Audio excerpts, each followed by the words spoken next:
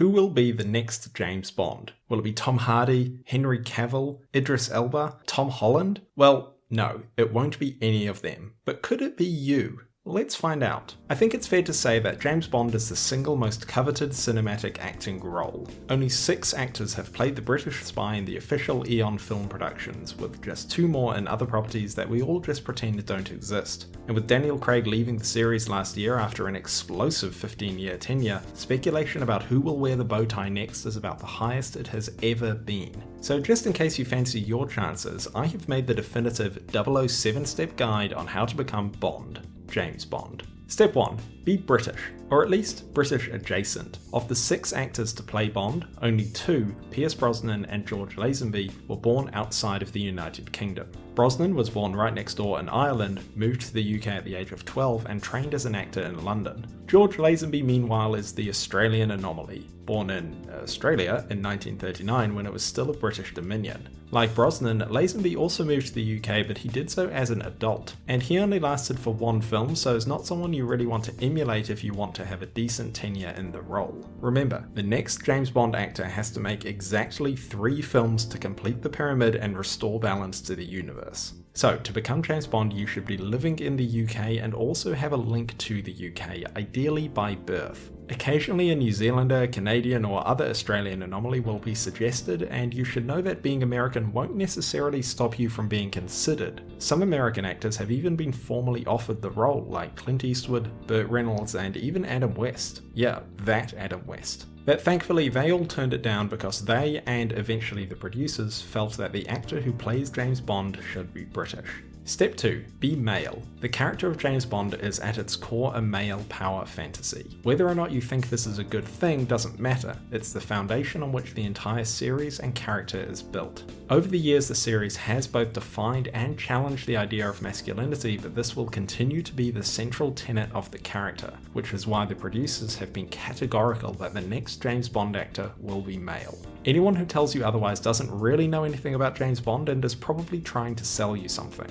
Of course, this isn't to say that the James Bond franchise can't recast other recurring roles like M or Q as women, because in the case of those characters, their gender is either not really important or it is used to develop Bond's character. This is why Judi Dench being cast back in the 90s worked so well, because M is the authority figure in Bond's life, and making her a character who could explicitly call out Bond's misogyny gave both M and Bond a more interesting dynamic. And outside of the recurring roles, the Bond franchise will also continue to give us brilliant and unique female characters like Paloma. This is the sort of thing Daniel Craig was getting at when he said there should simply be better parts for women and actors of colour. Why should a woman play James Bond when there should be a part just as good as James Bond, but for a woman? So we will continue to see well-written female characters in the Bond universe, but the actor who plays Bond himself will always be male. Please stop falling for clickbait that tells you otherwise. Step 3. Be attractive. This is fairly obvious. Bond is a good-looking guy, it's one of the things that makes him a power fantasy. It lets people who look like this pretend they're this. But to stir up the comment section, let me make one thing very clear. Bond's ethnicity in no way affects his character. His appearance is only important to the character in the sense that whoever plays James Bond needs to be good-looking enough to model for Omega. But like I said in step 1, nationality is important. Bond is and always will be British. This forms a major part of his character's identity. But ethnicity and nationality are not the same, and being British does not mean being white. If you say that Bond has to be white because he's British, what you're actually saying is that you can't be British if you're not white. Now, this doesn't mean that Bond has to be recast with a non-white actor. As always, the person who dons the bow tie should simply be the best actor for the part. So I for one am glad that the pool of potential actors who can play 007 is bigger than it has been in the past. Now at this point some of you might be writing about how James Bond is based on a literary character who is described as being white by Ian Fleming. That is completely true, but the cinematic Bond and the literary Bond are not the same and never really have been. Case in point, Ian Fleming didn't like the casting of Sean Connery at first, both because of his appearance and because he was Scottish, not English. But then he saw Dr. No and loved it so much that he changed the literary Bond in future books to be closer to Connery's portrayal. Besides, if you really want Bond's appearance to be book accurate, why doesn't he have a giant scar down his face? Remember when a bunch of people lost their minds when Craig was cast because he was blonde? Guess what? It doesn't affect the performance or the story, just like it doesn't affect the performance or the story when people of colour are cast as other characters who were previously written to be white, like Felix or Moneypenny. The cinematic James Bond has always been a character who moves with the times. Britain today is not the same as Britain of the 1960s. So as far as I am concerned, as long as he is British, James Bond can be black, white, Asian, or indeed Australian.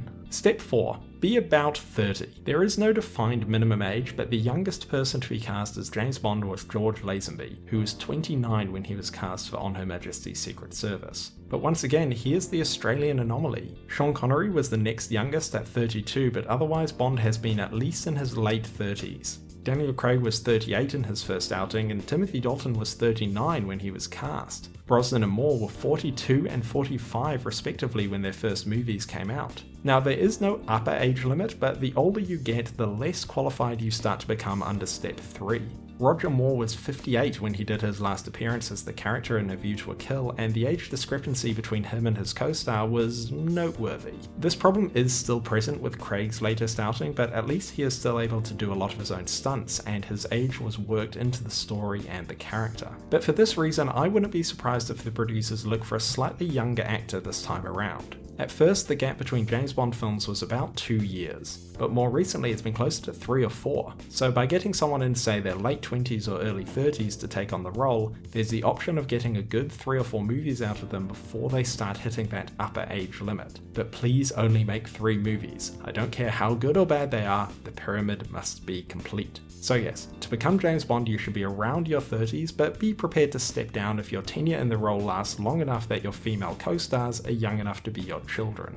Step 5. Be a screen actor. So you're young, British, male and good looking. Now you need to be noticed by the producers. How do you do that? Well, get on TV of course, specifically British TV. Every actor who played Bond, except the Australian anomaly, was a rising star in the British screen community before being cast, but not known to wider audiences. Sean Connery had a largely theatrical career up until the late 1950s when he had a string of leading roles in TV and film productions. Timothy Dalton was similar, with his leading film and TV roles only beginning in earnest a couple of years before he was cast in 1986. Roger Moore was known for The Saint before he was cast in Live and Let Die, while Pierce Brosnan was known for the TV series Remington Steele. Daniel Craig got his break when producer Barbara Broccoli saw his performance in the British crime movie Layer Cake. As for the Australian anomaly, well, he was actually a model, not an actor. Pretty much his only acting role before James Bond was this advert. So again, don't be George Lazenby. These smaller film and TV roles are perfect because they can show off your screen acting skills, but because the audience is fairly limited, there isn't a risk you will be recognised from another role when you get cast as James Bond.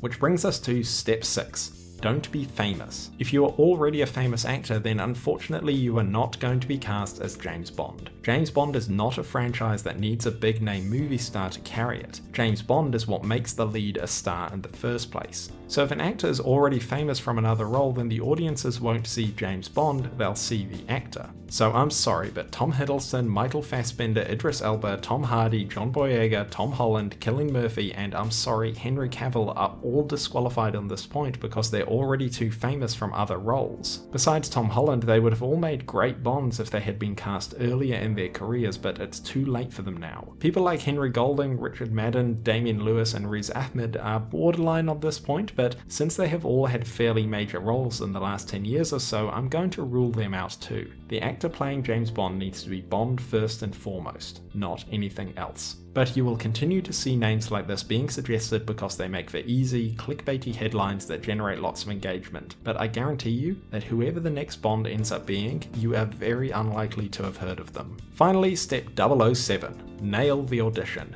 If you meet all of the above criteria, congratulations, you might stand a chance to become the next James Bond. There's just one final step. Every actor considered for Bond has to perform this scene out of From Russia with Love for their audition. This is the gold standard for Bond, and this one scene covers the whole range expected from a Bond actor. He needs to be threatening and formidable, but also smooth and seductive. It shows how the Bond actor will handle intimidation and intrigue, as well as a gun, dialogue and romance. Obviously, this isn't the only part of the audition. It's a very lengthy process and there's more than one phase to it, including screen tests with some of the other cast members and testing the actor's ability to perform the action scenes. But at the end of this process there will be a shortlist and a final round. For Casino Royale there were 8 actors shortlisted for the final day of auditions, and that day consisted of filming the From Russia with Love scene, plus 2 scenes from the script with a full film crew, director Martin Campbell and producers Barbara Broccoli and Michael G. Wilson in attendance. And those last 2 people are the ones you need to impress. They have the final say over who gets the Bond part. For the casting of Casino Royale way back in 2005, Daniel Craig was chosen over Henry Cavill and 6 other actors, and the rest, as they say,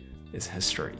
Now the real question you're all waiting for, the question that everyone who clicked this video wants to know the answer to. When you take all of these criteria into account, who will pick up the mantle from Daniel Craig and reinvent Bond for the 2020s? Who will be the next James Bond? If you knew that, you'd be as clever as me.